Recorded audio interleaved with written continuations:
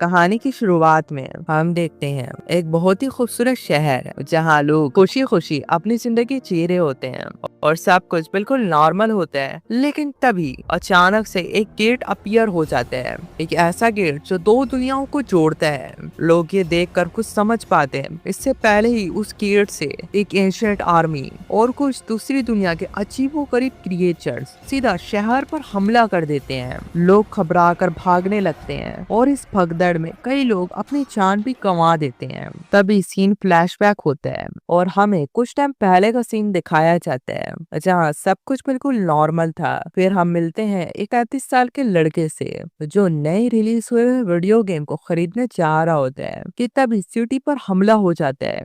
इसको ये टेंशन होने लगती है कि कहीं वीडियो गेम की शॉप बंद ना हो जाए, इसलिए ये जल्दी से उस शॉप की तरफ जाने लगता है कि रास्ते में एक गार्ड की जान को खतरे में देखकर ये उसे बचाने के लिए दुश्मन से लड़कर बड़ी आराम से उसे खत्म कर देते हैं, जिसे देखकर सब लोग बिल्कुल शॉक हो जाते हैं। और तब हमें पता चलता है कि इसका नाम इटामी है और ये एक काफी ट्रेन सोल्जर है। तभी फिर से सीन शिफ्ट होता है और उस एंशिएंट आर्मी का हमला अभी भी जारी होता है और उन्होंने सिटी के काफी बड़े हिस्से पर कब्जा कर लिया होता है। लोग जान बचाकर भाग रहे होते हैं और काफी ज्यादा लोग इंपीरियल पैलेस के सामने पहुंच जाते हैं क्योंकि वो ये शहर का सबसे सेफ प्लेस होता है जहां उनकी जान बच सकती है। लेकिन इंपीरियल पैलेस के गार्ड्स गेट्स खोलने को तैयार ही नहीं होते हैं और ना ही लोगों को अंदर जाने दे रहे होते हैं। तो ये देखकर इटामी यहाँ आ जाते हैं, वो गार्ड्स को समझाते हैं और आखिरकार गेट खुलवा देते हैं, जिससे कई लोगों की जान बच जाती है।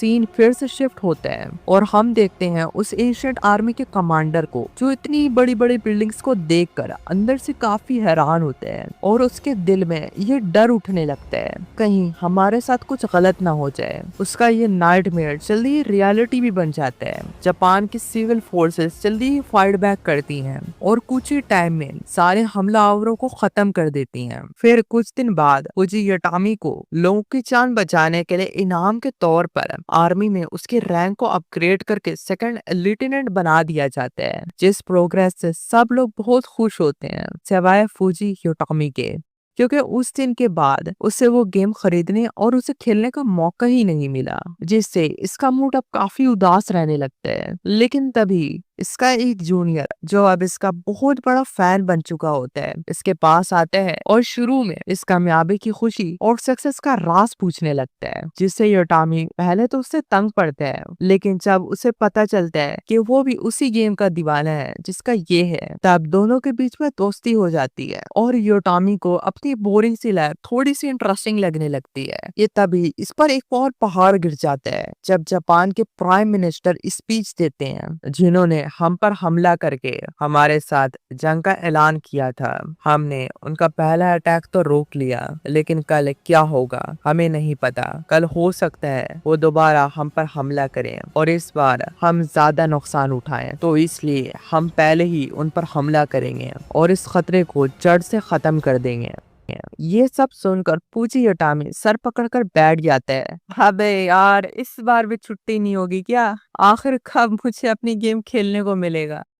खैर, अब करे तो क्या करे, बेचारा रिजाइन भी तो नहीं दे सकता, इसलिए अपने आप को तसल्ली देते हैं, क्या पता दूसरी दुनिया में हमें एल्फ और कुछ खूबसूरत लड़कियां मिल जाएं। ये सोचकर इटामी मिशन पर निकल पड़ता है, पर यहाँ इन्हें लड़कियों के बजाय दुश्मनों की हजारों सोल्जर्स की आर्मी मिल जाती है जो कि इनका ही इंतजार कर रहे होते हैं। और इसी के साथ हमारा पहला एपिसोड यहीं पर खत्म हो जाता है। अब सेकंड एपिसोड में क्या इनकी और दुश्मनों की आर्मी की बैटल होगी और उनमें से कौन जीतकर अपनी हुकूमत दूसरी दुनिया में बनाने में कामयाब होगा, ये तो आपको सेकंड एपिसोड देखने पर ही पता चलेगा। तब तक के लिए इस चैनल को सब्सक्राइब करके सेकंड एपिसोड का इंतजार करें।